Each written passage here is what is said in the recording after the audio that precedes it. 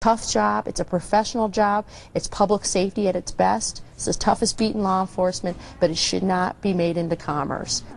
Buffy McFadden knows about prisons. She has 12 of them in the district she represents in the Colorado legislature. They range from the state penitentiary to the notorious federal supermax. There's a veil of secrecy that comes to prisons because we don't want to talk about it. And we need to start talking about it. She's also the most outspoken critic of private prisons in the state. We sat down with her during a recess in the House chamber to find out why. It's just plain and simple. Philosophically, this is wrong. As long as you put money on bodies in a cell, you pay stockholders for those bodies in a cell, we will never see a reduction in our prison populations in this country.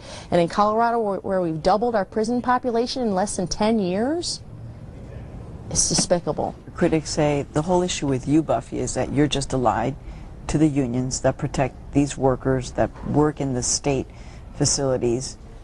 Oh, I'm arm in arm with the American Federation of Government Employees.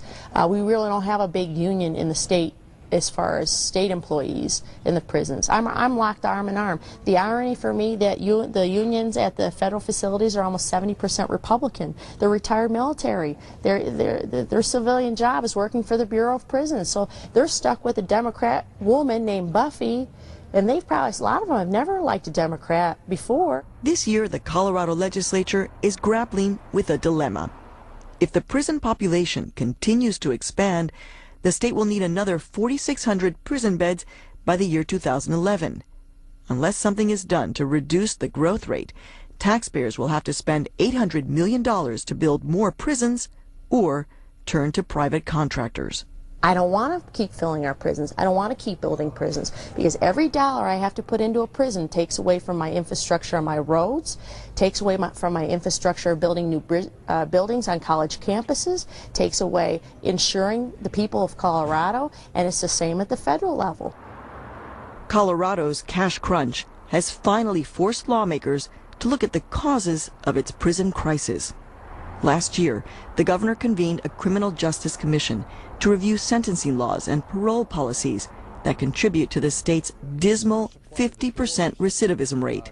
Meanwhile, private prison companies have their own priorities to pursue. They want to keep their beds filled with paying customers.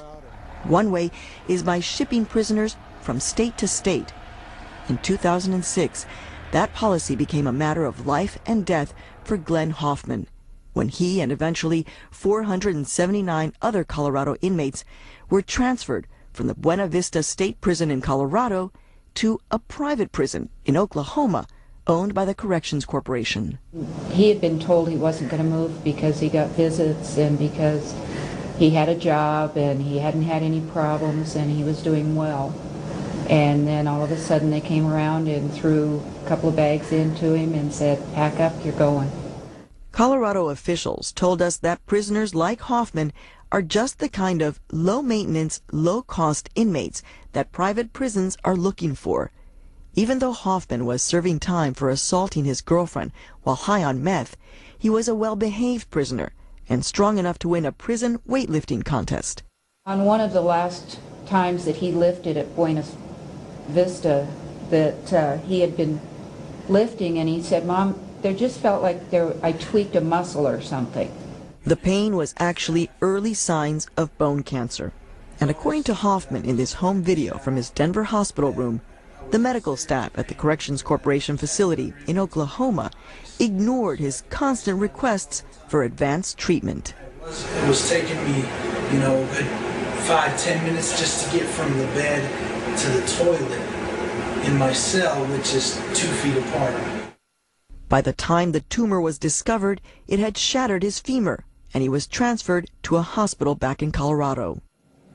I am convinced in my heart that this whole CCA tour that he did in Sayre, Oklahoma was it ended his life.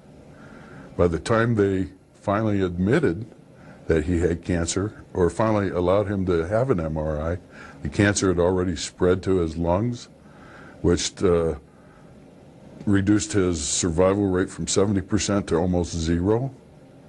He was a strong kid, he fought it, but ultimately he's going to lose that battle. Glenn Hoffman died a week later.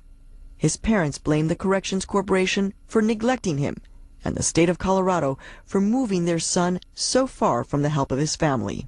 For us, it's not natural for us to bury our children. I just don't think that's right. And that's not the crime that he committed. He didn't commit a crime that he deserves to die for. But that's what he got. That's what he got. Meanwhile, with 1 in every 100 Americans locked behind bars, the industry continues to thrive. 35 states and the District of Columbia now have private prisons. At last count in 2006, there were 113,000 inmates in private prisons. Throw in juvenile facilities and jails, and the numbers are even higher. We wanted to learn more about the private prison industry, so we signed up for the winter conference of the American Correctional Association in suburban Dallas-Fort Worth. The nonprofit association accredits both public and private prisons, sort of like giving them the Good Housekeeping seal of approval. But it also promotes the corrections industry and provides a meeting place for state and federal officials and the companies that want a share of the $55 billion the government spends on corrections each year. There it is. It's blinking at me. I can silence it. I can shut that door, and I'm back to a normal operating condition. The exhibit hall is part carnival, part trade show for what's openly called the Prison Industrial Complex. The launcher is extremely easy to operate, extremely accurate. Load up to 6 rounds. Pull the trigger. Pump movement. You can even do sights on it.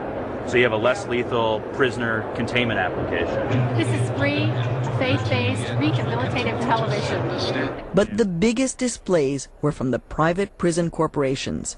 Cornell, the Geo Group, formerly known as Wackenhut, and the giant of the industry, the Corrections Corporation of America, which runs the 5th largest penal system in the country, managing 72,000 inmates in 65 facilities. Business has been good.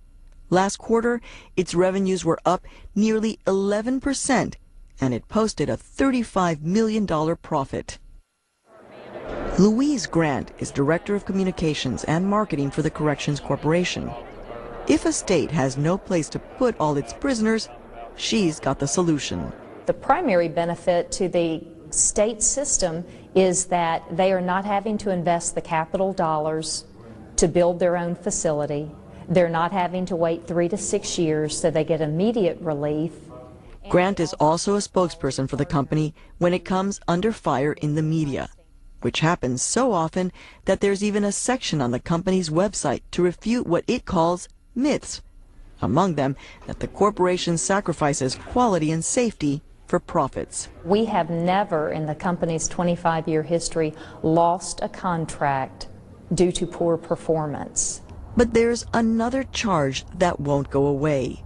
That private prison companies lobby for harsher and longer sentencing guidelines that could help keep the prisons filled. In Colorado, Buffy McFadden says that their lobbyists work behind the scenes to defeat reforms. Say, for example, you have a bill on reducing sentencing in a state legislature like mine, and it's time to look at it. You won't hear the private prison industry or the for-profit industry talking against the bill, but you'll see about 4 to 6 lobbyists in the room making sure that bill fails. When people hear you say that you believe that private prisons are in essence interested in creating more prisoners, people are going to say, I can't believe that. I don't believe that.